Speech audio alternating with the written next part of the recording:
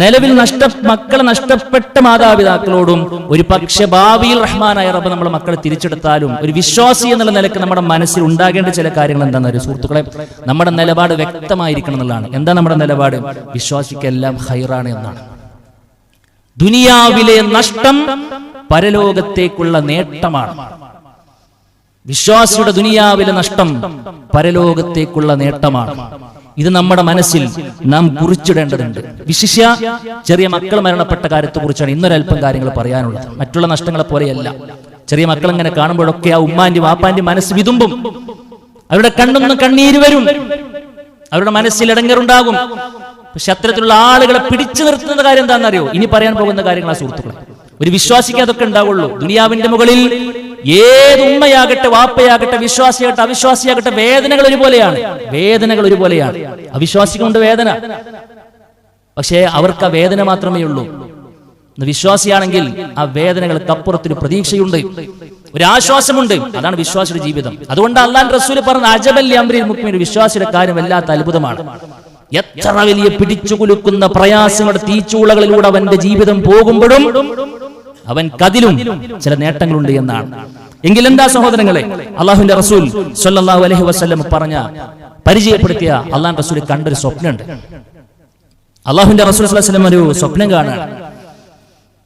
രണ്ട് മലക്കുകൾ വന്ന് അവരെ കൊണ്ടുപോകുകയാണ്. അവിടെ ഒരുപാട് കാഴ്ചകൾ കാണുന്നുണ്ട്. അങ്ങനെ പ്രവാചകൻ സ്വല്ലല്ലാഹു അലൈഹി വസല്ലം യാത്രയിൽ കണ്ട ഒരു രംഗം നീളമുള്ളൊരു മനുഷ്യനെയാണ്.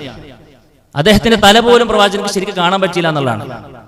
അപ്പൊ മലക്കളോട് ചോദിക്കുന്നത്, ആരാണ് ഇത്രയും നീളമുള്ള മനുഷ്യൻ? അദ്ദേഹത്തിന്റെ കൂടെ കുറെ മക്കളും ഓടിക്കളിക്കുന്നുണ്ടല്ലോ, തുള്ളിച്ചാടി രസിച്ച് കളിക്കുന്നുണ്ടല്ലോ. മലക്കൾ പറഞ്ഞു, പറയാൻ സമയമായിട്ടില്ല, പോകട്ടെ എന്ന്. അങ്ങനെ ആ യാത്രയിൽ അവർ പ്രവാചകന്റെ സ്വപ്നം എന്ന് പറഞ്ഞാൽ വഹിയാണ്. ഒരുപാട് രംഗങ്ങൾ കാണിച്ചു കൊടുക്കുന്നുണ്ട്. അങ്ങനെ എല്ലാം കഴിഞ്ഞിട്ട് അവർ വിശദീകരിച്ചു കൊടുക്കുകയാണ് ആ കണ്ട ഓരോ രംഗങ്ങളും. അങ്ങനെ നിങ്ങൾ കണ്ട ആ നീളം കൂടിയ മനുഷ്യനുണ്ടല്ലോ, അദ്ദേഹം മഹാനായ ആദർശ പിതാവ് ഖലീലുല്ലാഹി ഇബ്രാഹിം നബി അലൈഹിസ്സലാത്തു വസ്സലാമയാണ്. അദ്ദേഹത്തിന്റെ ചുറ്റുമാ കൂടി ഓടി ചാടി രസിച്ച് കളിച്ചുകൊണ്ടിരിക്കുന്ന പിഞ്ചോമന മക്കളുണ്ടല്ലോ, അവരാരാന്നറിയോ? ആ ശുദ്ധ പ്രകൃതിയിൽ മരണപ്പെട്ടു പോയ മക്കളാണ് എന്നാണ്. എന്ന് പറഞ്ഞാൽ ഉമ്മയുടെ ഗർഭത്തിൽ ഇരുന്ന് അവിടെ നിന്ന് അങ്ങോട്ട് പ്രായപൂർത്തി എത്തുന്നതിന് മുൻപ് മക്കൾ മരണപ്പെട്ടിട്ടുണ്ടെങ്കിൽ ആ മക്കളെയാണ് അള്ളാഹുവിന്റെ റസൂൽ സ്വല്ലല്ലാഹു അലൈഹി വസല്ലം അവിടെ കണ്ട് എന്നതാണ്. അപ്പൊ ഇത് കണ്ടപ്പോൾ റസൂൽ കരീം സ്വല്ലല്ലാഹു അലൈഹി വസല്ലമയോട് ചോദിക്കുന്നു, പിന്നെ പ്രവാചകൻ സ്വല്ലല്ലാഹു അലൈഹി വസല്ലം ചോദിക്കുന്നുണ്ട്, ഈ രംഗം വിശദീകരിക്കുമ്പോൾ സ്വഹാബാക്കൾ ചോദിക്കുന്നുണ്ട്, ഈ കാഫിറുകളുടെ കൂട്ടത്തിൽ മരണപ്പെട്ടു പോയ മക്കളോ? അവരും ശുദ്ധ പ്രകൃതിയിലാണ് എന്നാണ്. അവരും അതിന്റെ കൂട്ടത്തിലുണ്ട് എന്നാണ് റസൂലുള്ളാഹി സ്വല്ലല്ലാഹു അലൈഹി വസല്ലം കൊടുക്കുന്ന മറുപടി. എങ്കിൽ പ്രിയപ്പെട്ടവരെ, നമ്മുടെ മക്കൾ പോയത് ആ സ്വർഗത്തിലേക്കാണ് എന്ന ഓർമ്മ നമുക്കുണ്ടാകണം. മഹാനായ ഇബ്രാഹിം നബി അലൈഹിസ്സലാത്തു വസ്സലാമിയുടെയും സാറാ ബീവിയുടെയും അരികിലാണ് അത്രേ അവർ.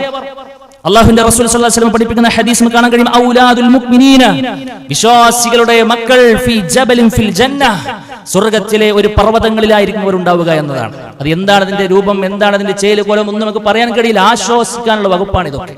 എന്താ പറഞ്ഞ്, യക്ഫുലുഹും ഇബ്രാഹിം വസാറ, അവരുടെ കാര്യം ഏറ്റെടുത്തിട്ടുള്ളത്, അവർക്ക് വേണ്ട കാര്യങ്ങളൊക്കെ ചെയ്തു കൊടുക്കുന്നത് ഇബ്രാഹിമും അതേപോലെ തന്നെ സാറാ ബീവിയുമാണ്. ഹത്താ യറുദ്ദഹും ഇലാ ആബാഇഹിം യൗമൽ ഖിയാമ, സ്വർഗ്ഗാവകാശികളായ മാതാപിതാക്കൾ വരുമ്പോൾ ആ മക്കളെ അവർ തിരിച്ചേൽപ്പിക്കുമെന്നാണ്. ആ ഉമ്മയെയും ആ ഉപ്പയെയും കാത്ത് ആ മക്കൾ അവിടെ ഉണ്ടാകുമെന്നാണ്. സഹോദരങ്ങളെ, ഇവിടുന്ന് നഷ്ടപ്പെട്ടാലും പരലോകത്ത് തിരിച്ചു കിട്ടുമെന്ന് റസൂലുള്ളാഹി സ്വല്ലല്ലാഹു അലൈഹി വസല്ലമ വിശദീകരിക്കുകയാണ്. നഷ്ടപ്പെട്ട മക്കൾ അവർ നിലവിൽ സ്വർഗ്ഗത്തിൽ ഓടിക്കളിക്കുന്നു എന്നാണ് ഹദീസുകൾ നമുക്ക് കാണാൻ കഴിയുന്നത്. ഒരു സ്വഹാബി അബൂ ഹസ്സാൻ റളിയല്ലാഹു അൻഹു, മഹാനായ അബൂ ഹുറൈറ റളിയല്ലാഹു അരികിലേക്ക് ഓടി വരികയാണ്. അദ്ദേഹത്തിന് 2 മക്കൾ നഷ്ടപ്പെട്ടിട്ടുണ്ട്. 2 മക്കൾ നഷ്ടപ്പെട്ട വേദന കടിച്ചു തിന്നുന്ന ഒരു പിതാവ് ഓടി വന്നിട്ട് അബൂ ഹുറൈറയോട് ചോദിക്കുന്നു വല്ലാത്തൊരു ചോദ്യമുണ്ട്. എന്താണെന്നറിയോ? അദ്ദേഹം പറയാണ്, പിന്നെ ഞങ്ങൾക്ക് നിങ്ങൾ എന്ത് വേണം? പ്രവാചകൻ സ്വല്ലല്ലാഹു അലൈഹി വസല്ലമയിൽ നിന്നും താങ്കൾ മക്കൾ മരണപ്പെട്ട മാതാപിതാക്കൾക്ക് ആശ്വാസം നൽകുന്ന എന്തെങ്കിലും വാക്കുകൾ നിങ്ങൾ കേട്ടിട്ടുണ്ടെങ്കിൽ ഇപ്പോൾ എനിക്കത് പറഞ്ഞു തരണം. ഞാൻ വല്ലാത്ത മനപ്രയാസത്തിലാണ്, എന്റെ 2 മക്കൾ നഷ്ടപ്പെട്ടിട്ടുണ്ട് എന്നാണ്. അദ്ദേഹം റസൂൽ കരീം സ്വല്ലല്ലാഹു അലൈഹി വസല്ലം കേട്ട ഒരു ഹദീസ് ആ മനുഷ്യന്റെ മുമ്പിൽ വെക്കുകയാണ്. സിഗാറുഹും ദഅമീസുൽ ജന്ന, അവരിൽ മരണപ്പെട്ടു പോയ ചെറിയ മക്കൾ അവർ സ്വർഗത്തിൽ ഓടിച്ചാടി നടക്കണമെന്നാണ്. ഇപ്പൊ നമ്മുടെ വീട്ടിൽ നമ്മുടെ മക്കള് ജനലുമ കയറും അല്ലെ, അവിടെ കയറും ഇവിടെ കയറും, കുത്തിമറിയും അല്ലെ, അതേ പരിപാടിയുമായി അവർ സ്വർഗത്തിൽ ഉണ്ടാകുമെന്ന് അള്ളാഹുവിന്റെ റസൂൽ സ്വല്ലല്ലാഹു അലൈഹി വസല്ലമ പഠിപ്പിക്കുകയാണ്. എന്നിട്ടോ ആ മനുഷ്യൻ, ആ കുട്ടികൾ ആ മക്കൾ നാളെ തന്റെ ഉപ്പയെയും ഉമ്മയെയും കാണുമെന്നാണ്.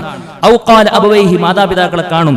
ഫയഖുദു ബിസൗബിഹി, ആ ഉമ്മാന്റെ വാപ്പാന്റെ വസ്ത്രത്തിൽ പോയി അവർ പിടിക്കുന്നതാണ്, പിടിച്ചു വലിച്ച് അങ്ങോട്ട് കൊണ്ടുപോകുന്നതാണ്. അത് ചോക്കിങ്ങള് പിടിച്ചു വലിച്ച ആ സ്വർഗത്തിലേക്ക് അവർ ബേസിക്കലി അടിസ്ഥാനപരമായി കൊണ്ട് തൗഹീദുള്ള മനുഷ്യനാണെങ്കിൽ പിന്നീട് ആ മക്കൾ വിചാരിച്ചിടത്തേക്ക് അവരെ കൊണ്ടുപോകുമെന്ന് റസൂലുള്ളാഹി സ്വല്ലല്ലാഹു അലൈഹി വസല്ലമ പറയുമെന്നാണ്. മറ്റൊരു ഗുണം സഹോദരങ്ങളെ, സ്വർഗം എന്ന് മാത്രമല്ല പറഞ്ഞു, സ്വർഗത്തിൽ ഉന്നതമായ ഒരു വീടുണ്ട് എന്ന് അള്ളാഹുവിന്റെ റസൂൽ സ്വല്ലല്ലാഹു അലൈഹി വസല്ലമ മക്കൾ നഷ്ടപ്പെട്ടപ്പോൾ ക്ഷമിച്ച മാതാപിതാക്കളെ കുറിച്ച് പറയാണ്. മക്കളുടെ റൂഹുമായി കൊണ്ടുവരുന്ന മലക്കുകളോട് റഹ്മാനായ റബ്ബ് നടത്തുന്ന ഒരു സംസാരമുണ്ട്, വല്ലാത്തൊരു സംസാരമുണ്ട്. ഹദീസിൽ നമുക്കത് കാണാൻ കഴിയും. ഇദാ മാത്ത വലദുൽ അബ്ദി, ഒരു അടിമയുടെ മകൻ കുട്ടി മരിക്കുമ്പോൾ ഖാലല്ലാഹു ലി മലായിക, മലക്കുകളോട് അല്ലാഹു ചോദിക്കുന്നതാണ്. അല്ലാഹ്ക്ക് അറിയാഞ്ഞിട്ടല്ല, അല്ലാഹ്ക്ക് അറിയാത്തതായിട്ട് എന്തെങ്കിലും ഉണ്ടോ? ഒന്നുമില്ല. പക്ഷെ എന്താ അറിയോ, ആ മലക്കുകളുടെ നാവ് ഇങ്ങനെ കേൾക്കാൻ വേണ്ടിയിട്ടാണ് ചോദിക്കുമെന്നാണ്. ഖബൽതും വലദ അബ്ദി, എന്റെ അടിമയുടെ മകനെ നിങ്ങൾ പിടിച്ചൂലേ? അവർ പറയും അതെ ഞങ്ങൾ പിടിച്ചു. ഖബൽതും സമറത ഫുആദിഹി, എന്റെ അടിമയുടെ ഹൃദയത്തിന്റെ വസന്തത്തെയാണ് നിങ്ങൾ പിടിച്ചതല്ലേ? അല്ലാഹ് ചോദിക്കുന്നതാണ്. അവർ പറയും അതെ. അപ്പോ അവർ ചോദിക്കുന്ന ചോദ്യം, മാദാ ഖാല അബ്ദി, എന്റെ അടിമ ആ വേദനിക്കുന്ന സമയത്തും എന്താണ് പറഞ്ഞത്? ചെറിയ മക്കളെ, പ്രിയപ്പെട്ട മക്കളെ നഷ്ടപ്പെടുമ്പോ ആ ഉമ്മയും വാപ്പയും എന്താണ് പറഞ്ഞത്? ഫയഖൂലൂൻ, അവർ പറയും എന്നാണ്, ഹമിദക വസ്തർജഅ, അല്ലാഹുവേ ഞങ്ങൾ കേട്ടത് അവർ അൽഹംദുലില്ലാ എന്ന് പറയുന്നതാണെന്നാണ്.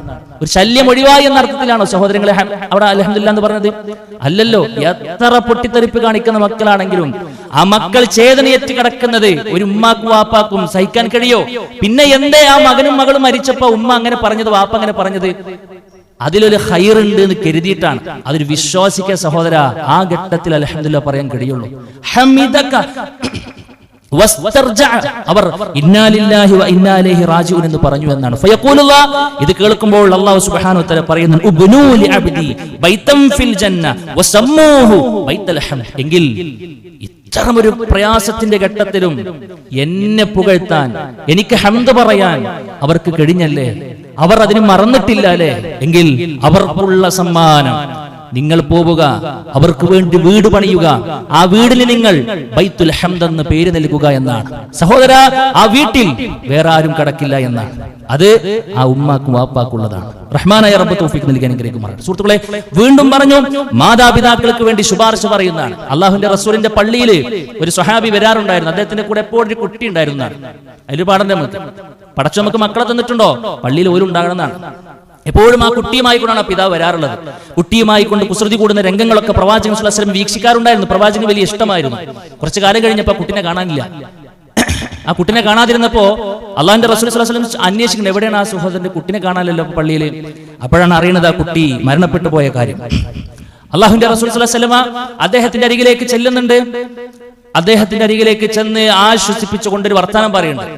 അതൊക്കെയാണ് നമ്മുടെ മനസ്സിൽ ഉണ്ടാകേണ്ടത്. അള്ളാഹുവിന്റെ റസൂൽ പറഞ്ഞതെന്നറിയോ? യാ ഫുലാൻ, അല്ലയോ മനുഷ്യ, أيما كان أحب إليك أن تمتع به عمرك أو لا تأتي غدا إلى باب من أبواب الجنة إلا وجدته قد سبقك إليه يفتح لك. സഹോദര, നീ ഏതാണ് ഇഷ്ടപ്പെടുന്നത്? രണ്ട് കാര്യം ഞാൻ പറയാമെന്നാണ്. രണ്ട് കാര്യം ഞാൻ പറയും, അതിൽ ഏതാണ് നിനക്ക് ഇഷ്ടം? ഒന്ന്, ഇപ്പൊ നഷ്ടപ്പെട്ട കുട്ടിയുമായി കൊണ്ട് കാലാകാലം ഇവിടെ ഇങ്ങനെ ഉഷാറായിക്കൊണ്ട് ജീവിക്കുന്നതാണോ നിനക്ക് ഇഷ്ടം? അതല്ല, ഈ കുട്ടി നിനക്ക് മുമ്പേ പോയി നീ വരുമ്പോഴേക്കും നിനക്ക് വേണ്ടി സ്വർഗത്തിന്റെ വാതിൽ ഉപ്പച്ചിയെ കാത്തിരിക്കുന്ന ആ ഒരു കാര്യമാണോ നിനക്ക് ഏറ്റവും ഇഷ്ടമെന്ന് അദ്ദേഹത്തോട് ചോദിച്ചു എന്നാണ്. അത് ചോദ്യങ്ങൾ പ്രവാചകൻ സ്വല്ലല്ലാഹു അലൈഹി വസല്ലമയുടെ ആ ഒരു ചോദ്യം കേട്ട സമയത്ത് അദ്ദേഹം പറഞ്ഞു എന്നാണ്, അള്ളാഹുവിന്റെ റസൂലേ, ഞാൻ ഇഷ്ടപ്പെടുന്നത് എനിക്ക് വേണ്ടി എന്റെ മകൻ